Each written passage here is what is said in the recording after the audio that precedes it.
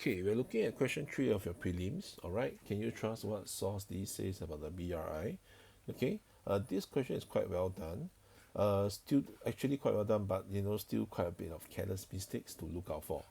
Okay, first things first, the students who didn't do too well, L2, basically you were not very critical. Okay, the reasoning that you have mentioned is just that because source D talks about BRI, I can trust it. Okay, the question asked, can I trust what it says about BRI? Because source D talk about BRI, you quote the evidence, therefore I can trust it. Okay, now that is as good as if anybody come to you and tell you about something, you believe that person. Okay, so why is that low level thinking? Because you are not critical. You did not consider, is this person reliable to trust to begin with. Whatever that person say, you just accept it. That is a low level thinking. Okay, now some of you were quite innovative. Okay, about I think it was one quarter of the cohort. All right, managed to realize that, hey, this two doesn't seem to match too well. Okay, this source D claims that the BRI is a big problem, and yet their own country went on to sign the BRI. Okay, so it's like, hey, you tell me this is bad, and yet you buy the product. Okay, so how can I trust what you say about the product?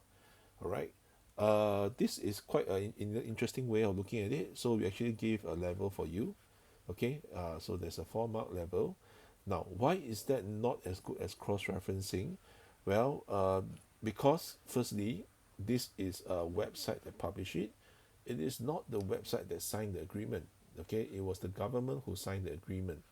Okay, so a better way would be actually to not say that the news website uh, is being biased or whatsoever, but a better way would be actually to cross-refer this one. Okay, so if you cross-refer with other sources, you especially for source C, this is what some of you did. Some of you cross-refer the source C. Source C, you see that there's the spider trapping Sri Lanka. Okay, so some of you actually notice that and cross-refer with source C. Well done.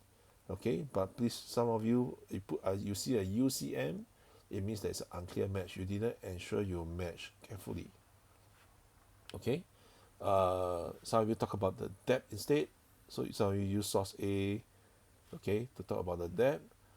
Some of you actually use a source E as well to contradict. I think that's fine. Okay, so generally those who did cross-referencing was quite okay. But I need you to remember, when you do cross-referencing, you need to talk about whether it is supported or it contradicted by another source. Okay, quite a few of you just write, you know, by cross-referencing to source C. Source C states all these things. All right. When you say cross-refer to something, you are just telling me I'm going to check against this source. Okay. So does that source support or contradict? You never tell me. Then how will I know whether it is reliable or not? Okay. So for those of you who didn't write out the logic about supporting or contradicting, basically we ignore this whole part that you bring out in other source, and we just give you an L2 based on the top here. All right. So please, please, please be very careful with this. Okay, this is a repeated mistake, and it should not be done again anymore.